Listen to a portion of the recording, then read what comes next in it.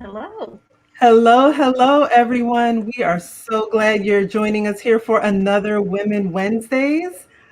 It's another beautiful day. It's springtime, officially inside, outside. I know we've gotten a little bit of cool weather here in Tallahassee, and I'm thankful for it because then it doesn't feel like summer right away. I am one of the hosts of Women Wednesdays, Tamara Smith. Of course, you normally see Chrissy Souders in this chair opening us up, but I am going to do my very best to fill those shoes today. And we are excited about today's topic. It's one of my favorite things to talk about, that baby steps, stepping into change, adversity, fears, and challenges when it's time to make that big life pivot. How do you do that? And when's the right time? We'll talk about that today. But I know that our founder, Barbara Westcott, has some great things to share with us. So, Barbara, how are you today? I'm doing great, and I'm just so excited that Bernice is here to talk with us today. And I like the way when she came up with the title for her talk today. I really liked it because I think when you hear baby steps, I think there's something really comforting about that. That, it's just a way to move forward, but, in a way that's comfortable and, you get yourself there. And I'm also really excited that Tina has, agreed to be our guest host today, and really excited to have her here. And just quickly about our guest host program. We realized we love giving visibility to women, and we're so glad we have our speakers. But we also want to have an opportunity for people to guest host, gain some visibility, but also just, sort of help us along with some great conversation. So before I talk about Women Wednesdays a little bit, Tina, can you just tell us a little bit about you? Hello, everyone. I am so excited to be here. I am the Director of Nurses for Miracle Hill Health and Rehabilitation here in Tallahassee. It's a 120-bed nursing facility. Um, we're off of Old Bainbridge Road, just behind Griffin Middle School. We have a lot of females in our profession. Typically, nursing is a female. And I just love the thought of female empowerment. I look forward to our discussion. Well, we're so glad you're here. And you were cutting in a little bit. Was that just me? You might be cutting in and in a little bit about, but hopefully people gather, what you're doing and they can learn more about you too. In fact, I had a little slide up there. Tamara, you might even show, but that's okay. But people can learn a little bit more about you also by going to our Women Wednesdays website. So let me just go ahead and skip along tomorrow. I just want to mention, let me tell everybody just a little bit about Women Wednesdays. So there's Tina. But so Women Wednesdays, if you go to womenwednesdays.com, you can learn more about Women Wednesdays. But what the heck are we doing here? This is all about increasing opportunity for women in spaces and places. And how are we going to do that? It's about collaboration. I mean, how can we all come together, work together to see each other succeed? And what's wrong with success? So, if you want to get involved, join and become a member of Women Wednesdays, we'd love to have you. And so some of the program Tamara, if you can just switch over to that next slide. One of the new programs we have at Women Wednesdays that we've been talking about is internships. So, what's new about that? Well, the thing with internships, sometimes internships are focused just on college or just beyond college. But there's no reason in the world why we can't have internships for women of all ages. I mean, you might have been a mom at home with your kids, you're stepping back into the workforce, and it would just be a great way for you to get some experience and build your resume, but it's also a way that if you're a woman startup company and you need some help or just any sort of effort, you need some assistance, you might put out an internship. And so we have several internships and we have more coming in. And I wanted to specifically mention one, from Chrissy with Kitschy Wearable Art. So as you know, Chrissy's normally leading the show here today. But Chrissy also has two companies that are really accelerating right now. So she has Kitschy Wearable Art. And so I don't know if you can see this jewelry, but this is what Chrissy makes. She can take any image, whether it's a person's image, a piece of art, whatever, she can digitize that image and put it in jewelry. It's really cool. But she's also partnered with a company called Divvy Up. So Divvy Up is they're out of Domi Station, which I know Bernice, we're going to talk a little bit about that in a little bit. But Divvy Up is one of the companies. They're one of the fastest growing companies in Tallahassee, and she's partnered up with them to, expand the marketplace for this line of jewelry. And it's really cool and it's really scalable. But she's growing so quickly, she needs help. So she's hiring, but she's also offering internships.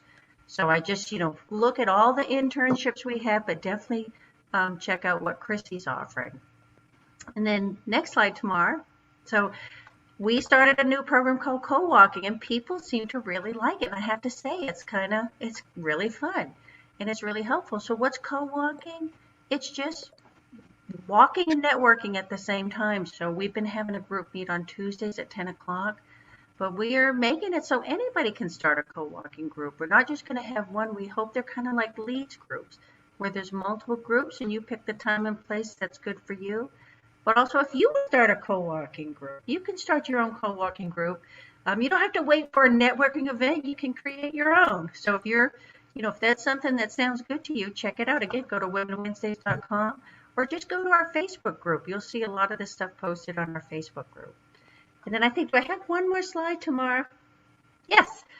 Actually, I have another one after this. But we are doing a new program. We haven't officially launched it yet, but I'm just giving people a sneak peek. So women are just unbelievably critical to the economy, and women are the fastest growing group of entrepreneurs, fastest growing, creating new businesses. But women are also the largest group of making consumer spending decisions. More than 80% of consumer spending decisions are made by women. So we're starting a campaign called Business is Blooming. But if you're a woman-owned business, or you run a business, or you're just someone who really values that 80% of women making consumer purchasing decisions, we're putting out a campaign and it's going to be launching soon. And so if you want one of these stickers to put on your door front, or a sign to put in front of your brick and mortar business or your home-based business, and a lot of people are doing business right from their home. So if you want some information on this, just check us out at, again, womenwednesdays.com or hello@womenwednesdays. Just email me and I'd be happy to tell you more about it. And then lastly, the last slide we'll show right now before we get going is just that we have two great champion sponsors right now. We have Golden Lighting and the Tallahassee Office of Vegan Vitality. And we're trying to grow with the sponsors to make Women Wednesdays a sustainable programming. So check it out and consider becoming a sponsor. So with that, let's just go ahead. So Bernice Cox is here today to talk with us. And Bernice, we're just so excited to have you here. And I remember, one of the first times we talked about it that we met, you were at Domi Station. I was a brand new entrepreneur there, and you came to interview us. So I'm really excited that you can come back and talk with us. You've done so many amazing things in your life. Going to be really cool hearing from you, hearing your story, and hear what you have to share with our community. So take it away, Bernice. Tell us about you and what you're here to talk about today. Thank you very much, Barbara, and Tina and Tamara. Thank you so much. I'm so glad that I get to join you today, and I really am so thankful and honored for this opportunity to join you today.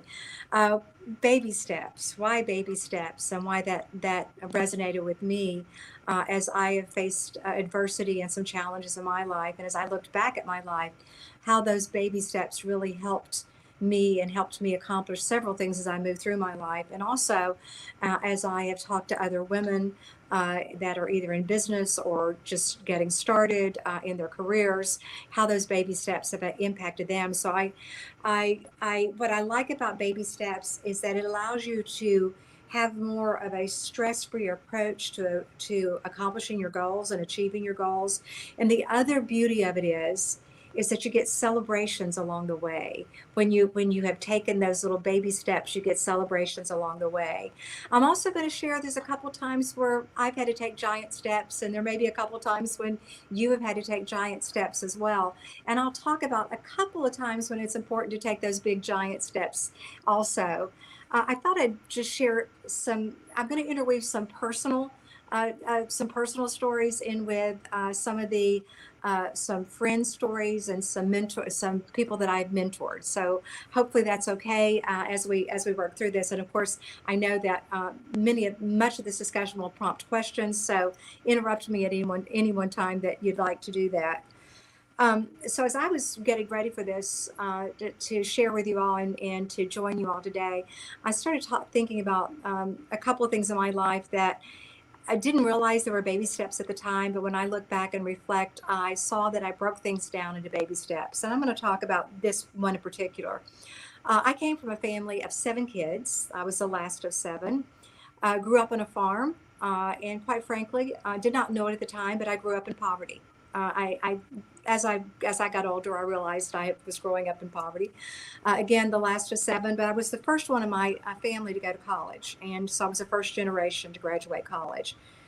Um, I actually did really well in school. I was in the top 10 in my class, but here's what I now realize: I didn't get any, and I didn't get any specialized counseling because, again, the counseling programs weren't so great at that time. They weren't as progressive as they are to try to counsel students.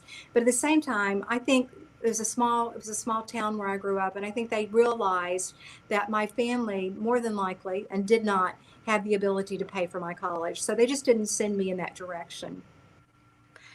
But I watched all my friends. I was in the top 10 in my class. I watched all my dear friends go to college, and it was kind of it was a bit of a sad moment for me because I felt like, okay, I could keep up with them. We were competitive in class, I could keep up with them, but they're going this other route, and I'm not quite for sure what I'm going to do. My father he had a hard and fast rule that when you graduated college, when you graduated high school, you were out the door. So I watched 4 brothers and 2 sisters, and I saw the options that they took. And I figured he was kind of tired, but they were, that rule could have been out the window by the seventh kid. But it didn't happen. I graduated when I was 17 years old. The day after my graduation, my father said that I was on my own. I packed 2 suitcases, and for 3 months, I was homeless. And I was homeless, and I was fortunate to have dear friends that would let me sleep on their sofa, or a couple of family members, sisters or brothers, that would let me, come to their family's house and sleep. So but for 3 months, by and large, I was homeless. So I started with baby steps then. I said, I've got to get a job so I can get housing. So I got a job. I lined up a job, started working, and saved money for those 3 months, and then moved into it's like a boarding house. I had a room. I shared a bathroom with folks, and I also shared the kitchen with folks. And then I got a second job because I knew I wanted to go to college, and I was going to save to go to college. So I trying to figure all this out. My second job, I was a waitress at a local diner in my little town. And the general manager of that diner shared with me that this couple that had been coming in every Friday night for the Friday night special fish fry, that the gentleman, the man that was part of this couple, was a vice president at our local college that oversaw recruitment to try to recruit students to come to school. And so I finally got up the nerve. I'd been waiting on them for a while, and I finally got up the nerve and just kind of blurted it out and said, I need you to know that I want to go to college, and I don't have the money to go to college. And I would love to be able to talk to someone it was called Tusculum College. I would love to be able to talk to someone there about how I can make that happen. And his wife kind of leaned in, touched his hand, and said, I know you can make that happen for her. She at least can have a meeting with you. And so that started with a meeting with him and a meeting with his team. And that set me up for being able to go to college that following year. My first 2 years at college, I still stayed in that boarding school, and I still had a job, and then I had 2 jobs actually, and then I would go to college. But I really wanted to live on campus, so I took another, and I would say that it was kind of a giant step for me to talk to the vice president and tell them that I really wanted to go to college, because I was very proud. I didn't want to share that you couldn't afford college, but it was a real giant step for me. And the other giant step was to meet with the vice president of student affairs to say, I really want to live on campus. I'm not getting the full experience. I'd love to live on campus, even though I'm from here. I don't live with my family. So I'd really like to try to do that. And so they walked me through on how I could make that happen. I became very involved on campus. I was on the tennis team. I was on the volleyball team. I was on the executive committee of the Student Government Association. And all of that was little baby steps, what I would call a giant step in the middle of it when I approached a vice president of recruitment, because I'd never been around someone that had that prestige before. And so I reflect back on that, and I just really, felt that the way that I was able to approach each one with like a baby step really allowed for that success, knowing that I had, for me as a 17-year-old, that giant step thrown in.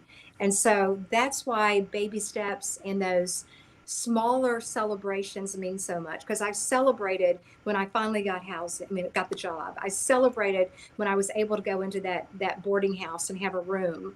I celebrated, oh my goodness, did I celebrate when I got admitted to college. I really celebrated when I got on campus. And so all of those things are such huge points for me. And it also gave me confidence to move to the next step. Once I had kind of conquered that baby step, I could move to the next step.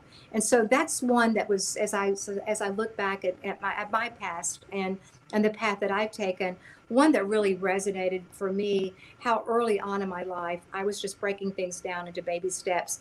And at that time, not really realizing it, it was just how I was processing it. It's just so surprising to me because like you have like, I guess you'd call those very humble beginnings. And the way that I perceive you, like I could make an assumption that your life was very different than that. And, that's just, it's really commendable, everything that you've been able to do. But that's also feels kind of scary, just, abruptly leaving home as soon as you're done high school and really having to figure it all out on your own. And like, and in retrospect, do you still think, is that a good way to start out, or would a transition have been nice? I don't think it was. I would have to say it's not the way our children's. Trust me, I think you go to the next generation. It wasn't how our children. I think sometimes you learn the great things from your parents, and you learn the other things from your parents that you don't want to carry on to the next generation. I would say that's kind of something I didn't want to carry on to the next generation. I will say it set me up for life. I mean, I have faced other challenges in life where I've had to depend on that survival mode, because it was surviving. And when you grow up in poverty, you also are surviving. So the strength that I got from being able to do that really prepared me for many of the other challenges I've had. And I'll speak to a couple of those, well, at least one of those, but it really prepared me for some of the challenges that I had and gave me that layer of confidence. I think I think there's a fine line, and my mother was great at this. There's a fine line between being confident and cocky, and she never wanted me to be cocky. Well, I had to work on confidence, because I would say that I really wasn't all that confident. I mean, I was confident that I could work hard at school and get good grades. I was athletic, and there were some things I was good at in sports, and there was something I wasn't. So I would have to say those things gave me confidence as well. Whenever I ran track. So all of that gave me good confidence. Was that a great way to start? I will say it shaped my background, truly shaped who I am. And all those hardships and those challenges shaped who I am. I mean, I would never say, I think it's great whenever you have, and I think it's a really good way to live your life when you have a support system of a family that's going to help open doors for you. But when your parents, my father had an 8th grade education, my mother had a 3rd grade education, which is why he felt like if he got us through high school, yay, he has succeeded. So I understand where his thinking came from. So they really felt like they had done their very best, and they did with what they knew and how they had lived. They did their very best for me as it related to education. It was then my next step to pick up the baton and carry it if that's the way I wanted to go. And I was determined that I was going to go to college, and I was determined. And I think it was the other thing. I was competitive by nature in sports, but I was also competitive in the classroom. And I saw my friends that made as good grades as me, better grades than me, and less grades than I did actually go to college. And so for me, it was like, that's really what I wanted to do. And I was going to do it, no matter what, I was going to make it happen. So it was a bit of hard-headedness there that I will say that stayed with me through life too. And we Right, and actually, like I would say it, for me growing up in my family, we also lived in poverty, and in college that wasn't even on the radar. Just it wasn't something my parents had ever done, and there was absolutely no money for anything like that. Um, and yeah, so I could just kind of relate to what you're saying, but I bet there's plenty of other people that have that same experience. well, and we have a comment here from Cheryl. Hi, Cheryl, for joining us. It says, I can relate. Oftentimes, first generation college students from humble beginnings have to figure out a lot for themselves. They really do. And if you're really lucky, I mean, and this is something that I really have worked hard, that I really want to do. If you're really fortunate, you find a mentor or mentors during those times. And I would say that, in college, I found a mentor that was really helpful. And I always want to be that for other young people that I see that are going through similar experiences. That I can be that mentor, and that also that I am okay with sharing, being vulnerable, and sharing how what I went through, so they can see, yeah, I can do this. Yeah, somebody else I know went through something similar, and I can do this. So that's a really good thing. I One of my friends, who is a single mother, this has been a few years ago. She was an event planner, and the largest event that she had planned was about 60 people. And she had this opportunity. And this is, I think women do this as well. She was approached, and she said, approached to do a 400-person event. She had never done anything that large, but a single mother, she really needed the income, and she said, yes, I can do it. And she came to me and she said, how do I do this? And I said, well, I don't do events, but here's what I do know and she also came to me because she knew that I, I like that we as women, we just figure out how to get through it. We figure out how to do it. Okay.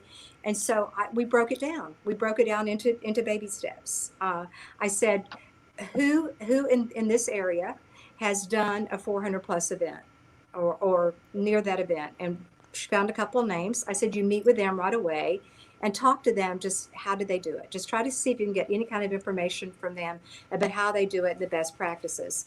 And then to go to two or three of your friends that are willing to volunteer their time to help you with this, so that she could actually make some money off of this. And because we have friends that care enough to help us with that. She did that. I said, the next thing we're going to do is we're going to set up this calendar. This event is 6 months out. We're going to break it into manageable steps, so that when you get to that 6 month, it's going to be a great event. And I said, and what's really going to be important is celebrating every little step that you did along the way. If you made that week and you did all the things in that week that needed to get you to this 6 month, celebrate that. That's a victory. Don't just move on to the next one. Take time to say, wow, I got that week. I did all that. Let's move it on to the next week. Long story short, it was a extremely successful event. 450 people is who they had, and it was the highest fundraising event they had ever had. And I am just so proud of her, and proud of the work that she did, and to see the confidence that she kept getting as she was moving through this, and how tired she got from all the work she was doing. But the fact that what made it manageable is to break it down into very small, what I'm calling baby steps, that could be achieved and celebrated as she moved through this. And I love the other part where friends cared enough to volunteer. We volunteered our time to help and to go through and to be there for her as she went through it. And I think it's a really good testament to a couple of things. How you approach things. I mean, I can tell you, I'm certainly not perfect, and I have learned an awful lot.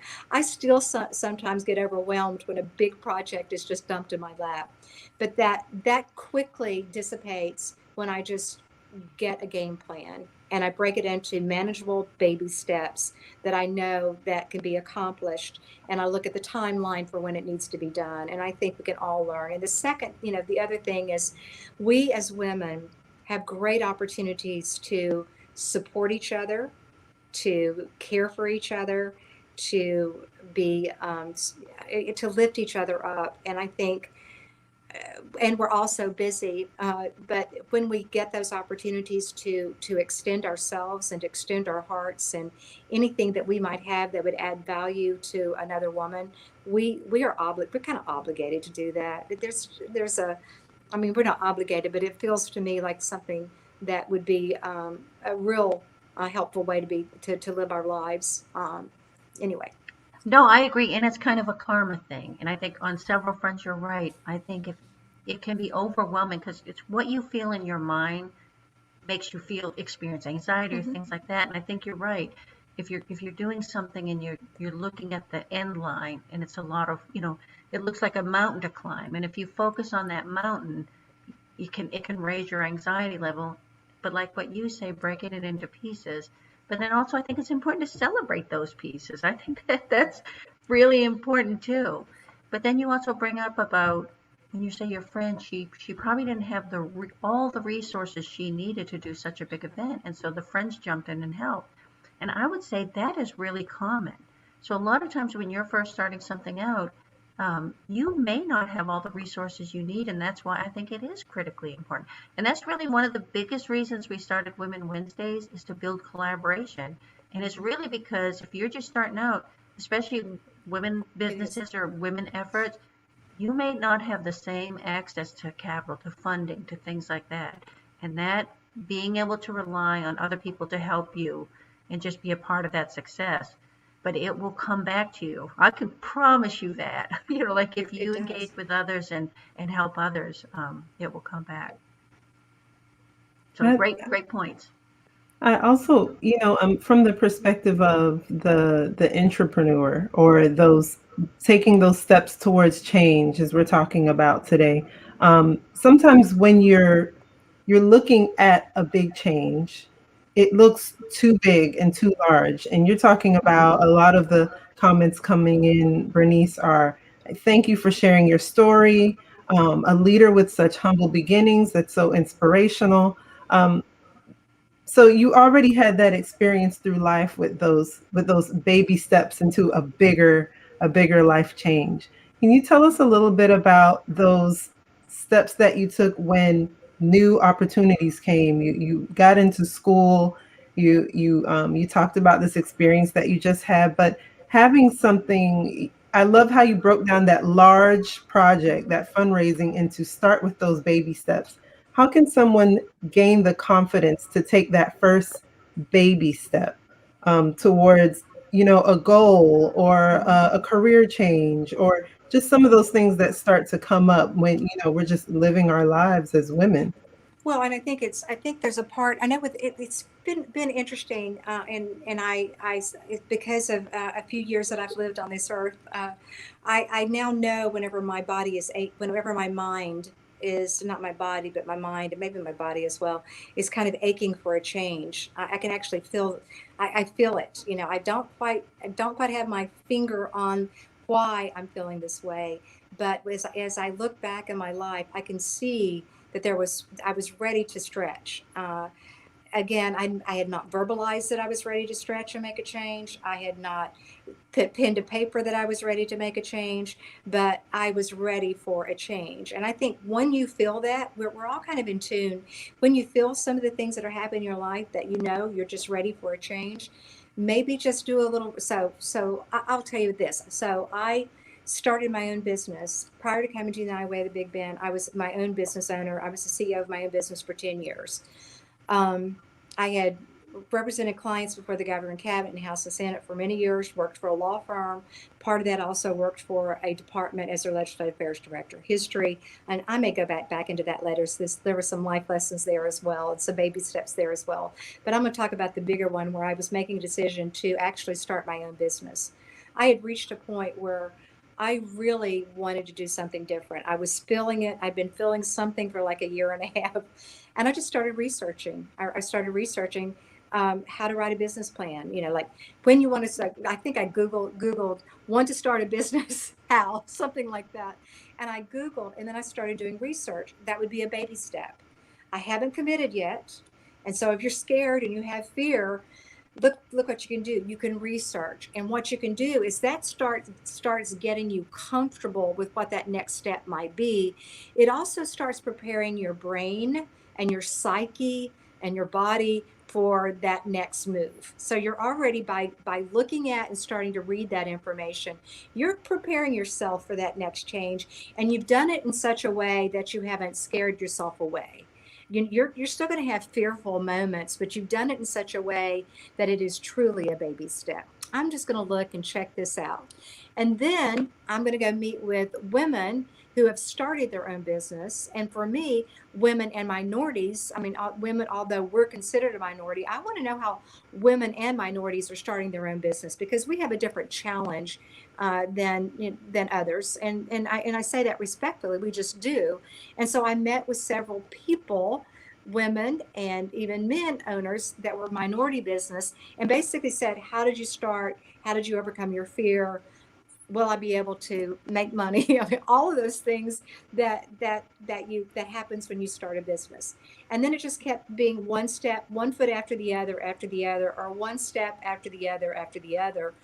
And what that allowed for me, and the other part of me starting my own business, is I did and I could go back and tell you this. So I had married, had a wonderful son, divorced, was a single mother working full time, 2 part-time jobs, had figured out how I could get into lobbying and actually have a career for the rest of my life if I never remarried.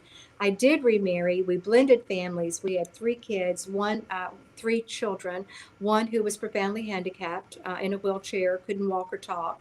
All of that presented really new opportunities for me and new ways to care.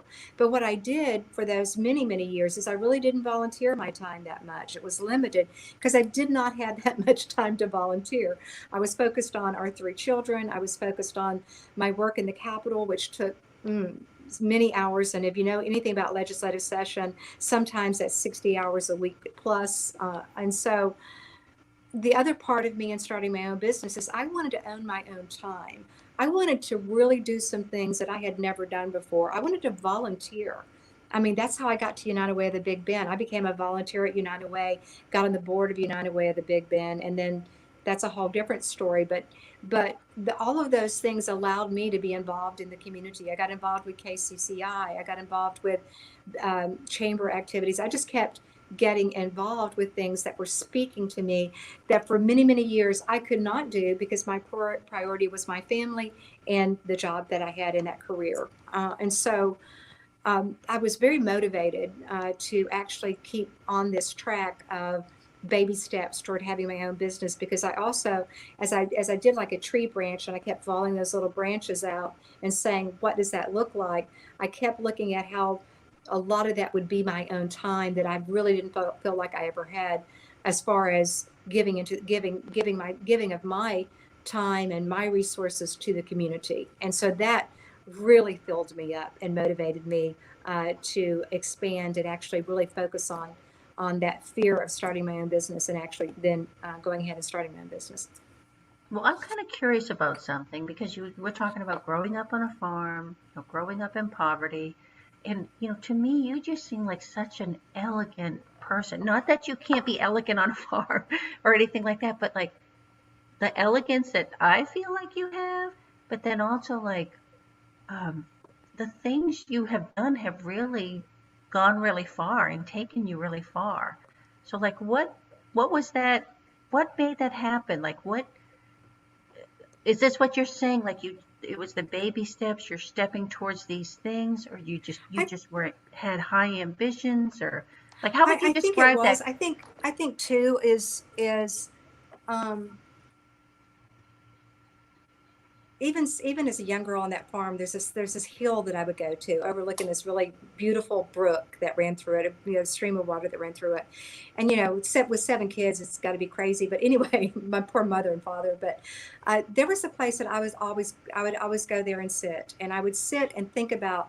I had this vivid imagination. I would think about places I'd want to go, and maybe it was a television show that I had seen where there was another city, like a New York City or a place like that. It was like all these things that I wanted to do, and that was always a part of me. I had this really incredible imagination, and I really absorbed books, and I would live through books. I always like to read, and that would take me places that I was not. We weren't financially able to. I mean, we didn't even take vacations. Our farm was kind of our vacation because we always worked on the farm, and so all of that kind of inspired me. I to always just do better, and to always stretch myself. I mean, I will say I'm human. There are times when life just smacked me really hard and I was like, whoa, how am I going to get out of this? I mean, I went through whenever my son was 3 years old, went through a divorce and became a single parent, and I had to work full-time job and two part-time jobs to really make ends meet for us and for us to really, to live and thrive. And that was one of the very challenging time for me. I will say that that's where I had to pull from, and I have, and my faith.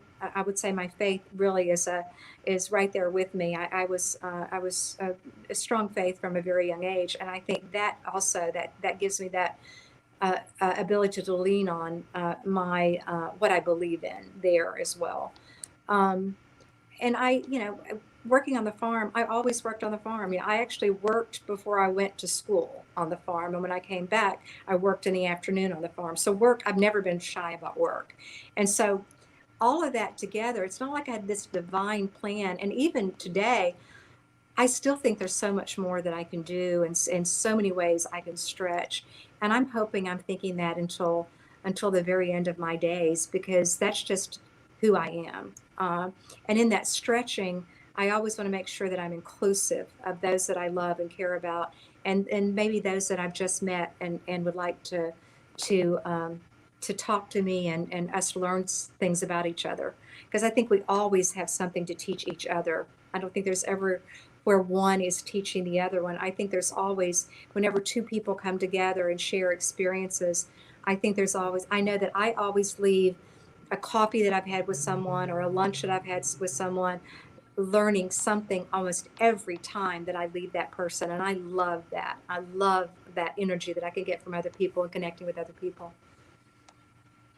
So, and like, how did you go ahead, Tamar? Did I cut you off? Well, yes, but what I was thinking, and it's going to connect to a comment that's there. So I might let you go first, Barbara, before I go into that comment. But it sounds, Bernice, like what you're talking about is us kind of taking a look around us, like what's already a part of our lives, what already gives us confidence, what motivates us, and using those as tools to make those baby steps.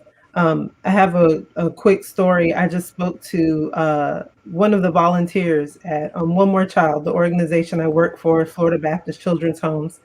And he was talking about a partnership that he helped us get that brings our foster families and our single mom families once a month. They get to have a pizza party, and they love it. They get free pizza, and but that partnership may not continue in the same way.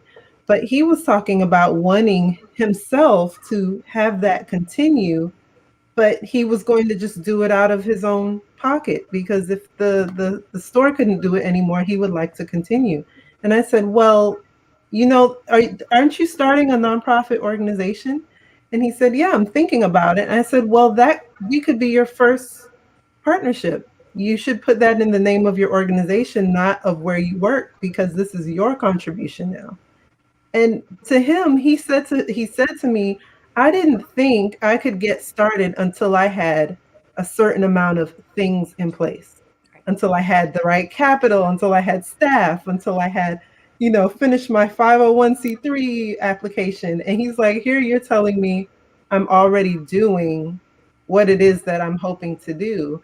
And I think what you're talking about is kind of looking around ourselves and saying, what can I do that would take some of the pressure off of that big picture and help me just take that first step, which I think that's remarkable in itself. And it's a humble perspective from somebody who many consider a leader in our community.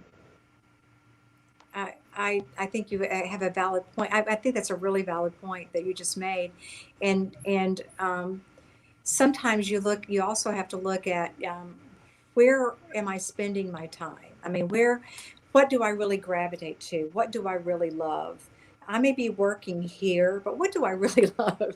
If that car keeps, if you're still driving over here to try to get to that, that's another time. Those are other times when I've had that go off in my brain, like, oh, I need a change, or I need to figure out how to incorporate that into my life. Maybe I don't need a change, maybe because I need to pay the bills and I still need to do this. This is years ago in my life. I really want to stay on this path, but I really like this over here. And I'll give you an example of that. When I was a single parent, whenever my son was just, 3+ years old, moving into 4, and I was working as crazy as I was working. At that point, it was one full-time job and one part-time job, and I was pretty stressed out. I'm no family that lives here, and I love my son, but he was getting a lot of his, he was spending a lot of time with me, and of course with his friends. But I remember my doctor saying to me, and I'd gone for a checkup, and he goes, "You're really stressed." And I went, "Oh, you think?" Yeah, I'm a bit stressed. And he said, "You need to work out." And I said, "Well, let me try to figure that out." And so we talked about that. And I actually came up with, because I was athletic, I went to a local studio athletic. I mean, I'll call it wasn't a gym, but it was like an exercise studio. And I got a job as an instructor. So that was my other second part-time job. And what that did is it brought income into our family, but it also allowed me to work out. And I'm always steering myself. I still to this day love to work out. I mean, I like to get a good workout in the morning. If I don't, I like to get it at the end of the day. For me, that is such a stress reducer. And I figure out how to add it to my schedule. And because it was a part-time job and it was bringing money into our household, it was doing two things. It was alleviating my stress. My son could go with me, and it brought income into the household. And so there are things like that, because I always keep veering back to exercise, and I always love reading about health and nutrition and all that.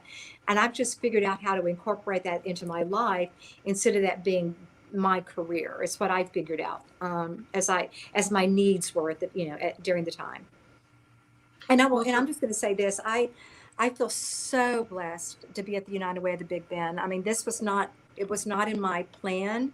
I think I shared with you whenever I started my own business, it allowed that to free up some volunteer time, and I was able to volunteer with United Way. But because of my background, and you've heard a lot about that today, United Way, we're focused at those that are either living in poverty or at the edge of poverty. I could not think of a better place for me to be at this point in my life based on the years prior, the years that I've lived and the experiences that I've had. And I get to get up every single morning and say, what can our team do? And we all do this here. What can our team do to impact those lives in our communities in the 8-county region of those folks that are challenged either with poverty right now or working a full-time job and maybe a part-time job and still struggling to make ends meet? For me, I can't think of a better calling for me right now than what I'm doing here at United Way. And I do think the many experiences that I had prior to this really led me here. I don't think, and I didn't choose this. I think something larger than me chose this for me, if that makes any sense at all. But I do really feel that way. Yeah, and I think it's important, like someone who, has a background has more, has that empathy and understanding. And I think for a lot of times, if you're coming from poverty or challenges, it's nice to have someone, let you know, like, don't judge yourself. Like when we were talking about going to college, like, if that didn't happen for you, don't look down on yourself or whatever. It just everybody's, not everybody has it so easy. So Tina, let's get you involved, Tina. I wonder if Tina has a question for you. No, I don't have a question, but her story sounds so much like my own. I'm like mirrored the experience coming from poverty, rural community, off a farm. And each step in my life has also led me on this journey.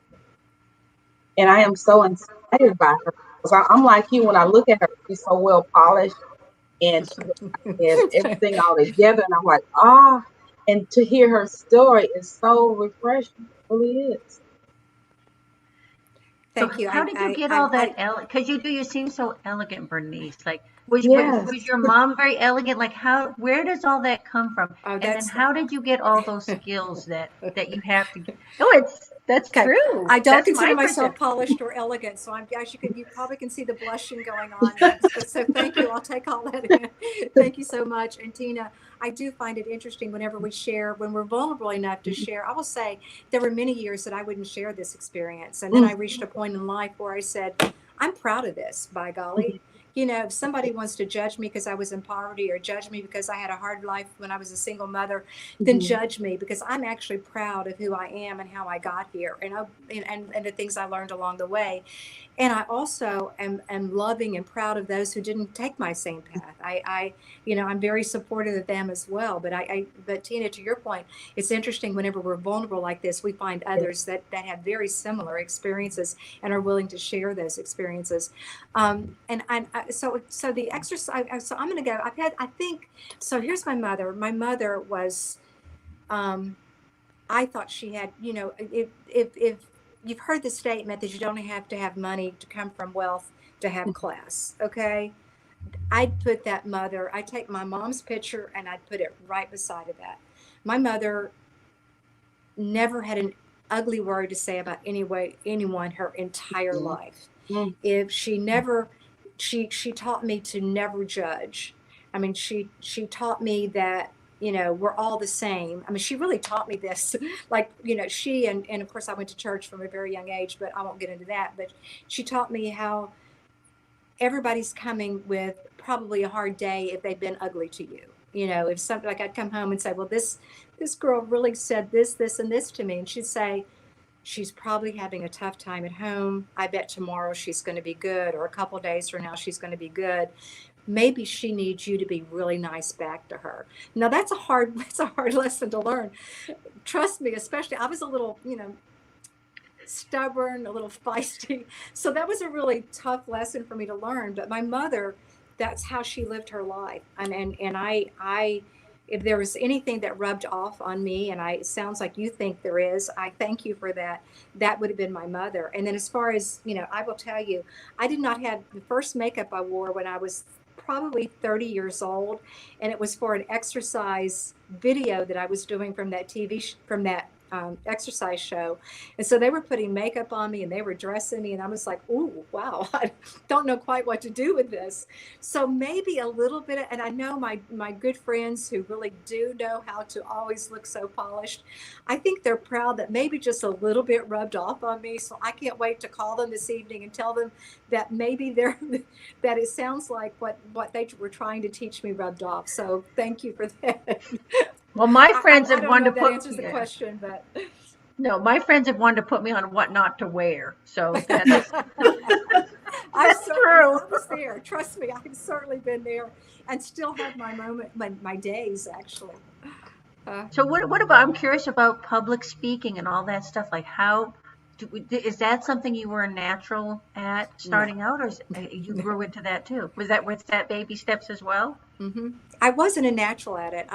There was, I'm going to use the word insecurity. There were insecurities about that. There were, I don't know if you all have this, but when you grow up in poverty, and for me, my clothes were either from my sister's clothes or from my cousin's clothes. And so the first job I ever got was when I was 16, real job, because I worked on the farm and didn't get paid. But the real job I got was when I was 16 years old. And the first thing I did with that paycheck was buy my own outfit. And I just thought I had landed. Like, I had my very own clothes that someone else didn't wear. So I was really excited about that. I'm off track a little bit, but well, I was saying about coming to terms and then with speaking and public speaking and growing in that. you want to be presentable, and so it took me that insecurity about, am I presentable? Do I look good enough, for people to actually? And I know that's silly, but I had that in me. I'm going to be. This is vulnerable 101 here, so I'm just going to share that and be honest. And then, because I'm going to be in front of a crowd, and will they really want to hear what I have to say? Will it bring value? Will they want to hear what I have to say? And then I just was offered some opportunities and started practicing. I would get in front of a mirror. I would write everything out. I would get in front of a mirror and I would practice in front of a mirror. I did that many, many, many times. I still get sick to my stomach before. I was sick to my stomach before coming on this today because I knew this was going to be, not because we were going to have fun, but because it would be a video going out into the world or people would be Right, watching. right. I still do that with my television show. I get sick to my stomach before I go on, anytime before I speak. Um, and I do find myself being more willing to share some personal parts of me that I think resonates with so many people, and that gives me the comfort to share that. And so I think that has helped me with my public speaking because I have taken that barrier down where there are a few things that I will share related to my own personal life that every time I do that, someone, even if it's just one person, felt they heard that I was familiar with their story, and we would talk afterwards about that familiarity and what that meant. Um, so That's there. neat. And it's kind of like, it's also too, I think, not letting the perfect be the enemy of the good. Like if you're taking those steps, those baby steps, putting yourself out there, may you be, might you be totally perfect the first time, or might you not be? And might that be okay? It's all Well, part of the journey, and I think people are there to support you.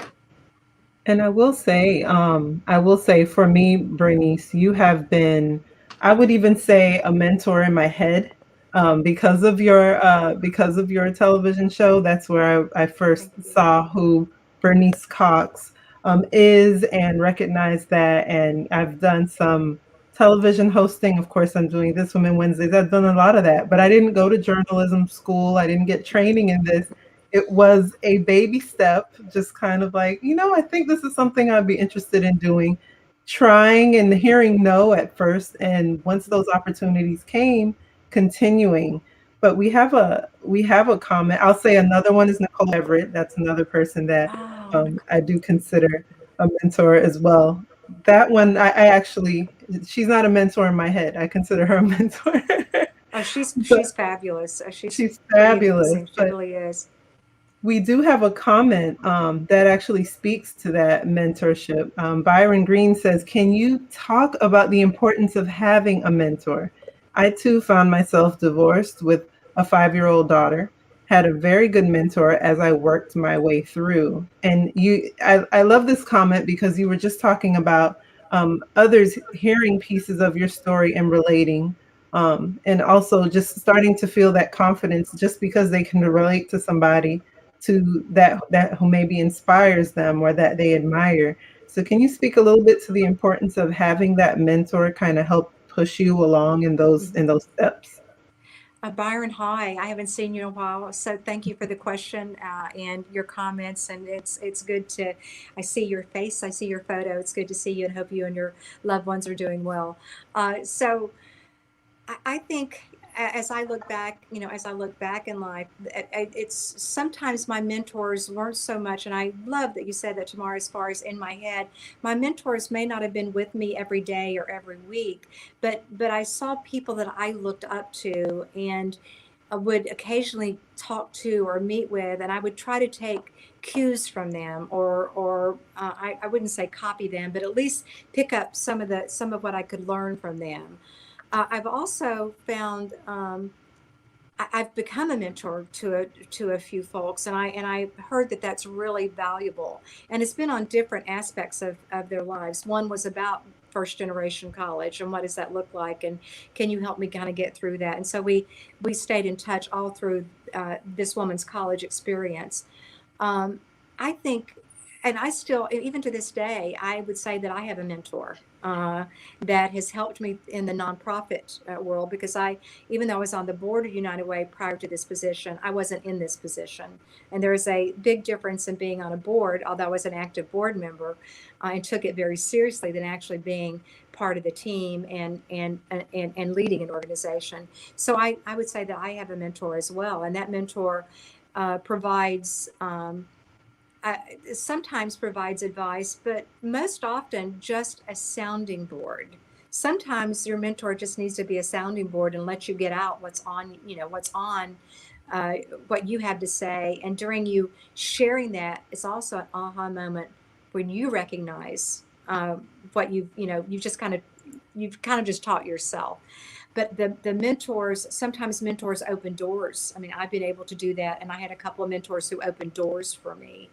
And again, a door can be opened. It's up to you to walk through it and do the right things. Sometimes doors get slammed in your face, but whenever someone, a mentor, willingly opens a door for you, I always felt like it was my responsibility to make them look good. If they gave me this opportunity and made an introduction, or said I was really good at something and I got it through that door, then I'd really better be good at something when I got through that door. I think they're just so valuable in life, to have a mentor. It's great when you can have a more active mentor. Sometimes we can't because of time, and then other times it's just you're, kind of occasionally checking in with a mentor. Yeah, and like, we're just about out of time here, but can you, the United Way does so much with women.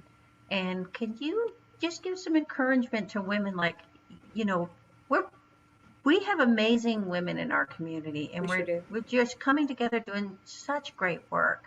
And so if someone's out there and there's some things they're thinking of doing, they're a little bit afraid. And I think what you're talking about with baby steps is so relevant. But can you just give people encouragement? Like, we have a pretty neat community of women, and, get engaged. We have an incredible group of women in this community, and this Women Wednesdays is a very good sign of that.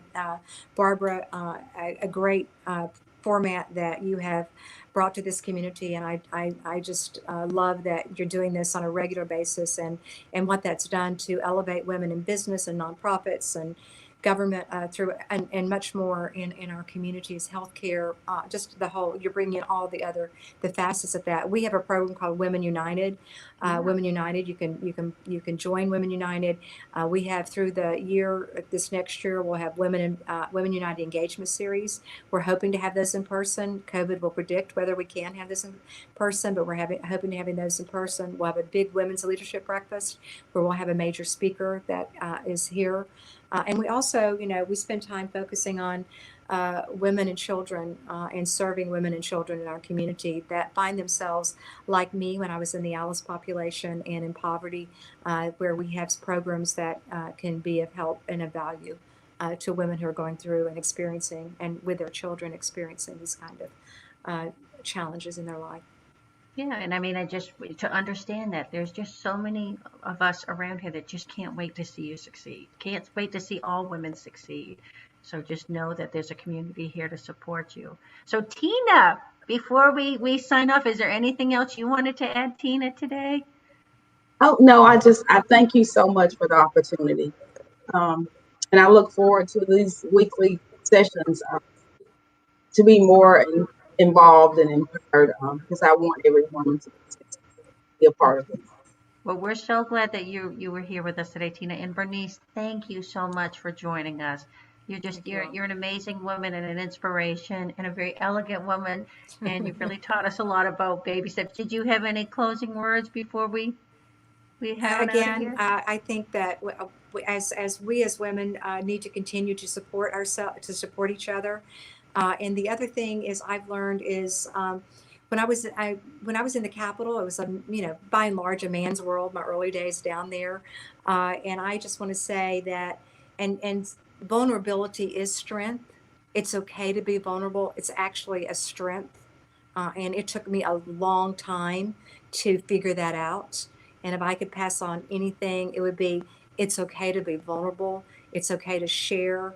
It's okay to trust, someone, another woman, figure out who that is, with things you're going through, because that also opens so many opportunities for true and significant relationships. And who knows what else could happen from that. Yeah, and just take that step. You're talking about the baby step, but that's like the biggest thing. You just start walking, start taking those steps, and people will be there to support you. So again, thank you, thank you, thank you. And so tomorrow, I wonder if you could just pop up that slide. We actually have a really neat show next week. I don't know if people have heard of Elena Bakudis with Theodore Studios. She's a photographer here in town, and she just does amazing work. But she's going to be coming on next week to talk about personal branding, and I think people will really enjoy it. And we actually have a surprise that's going to be coming out, a special project we're going to be doing with them. So I'm really excited about that too. But check in back next week. We got some more great program all the way through, next week and through next month. So we look forward to continuing what we're doing. So again, thank you all. And then Tamara, do you want to close us out today? Oops, your little microphone. There you I go. was muted. Sure. Thank you, everyone, for joining us today. Make sure that you share, you like, you comment on this video. It will be available for you to share, so you can share this with others and make sure that they see this as well. You can also join Women Wednesdays. Becoming a part of Women Wednesdays ensures that this great programming keeps going, but it also connects you to a great community of women that will help you take those baby steps, where it's a big group of cheerleaders telling you that you can do it and helping you along. So make sure you find out more about joining Women Wednesdays on womenwednesdays.com as well. Thank you again for joining us, and join us next week. Every Wednesday, we'll be back with another speaker. Thank you, everyone. Thank you.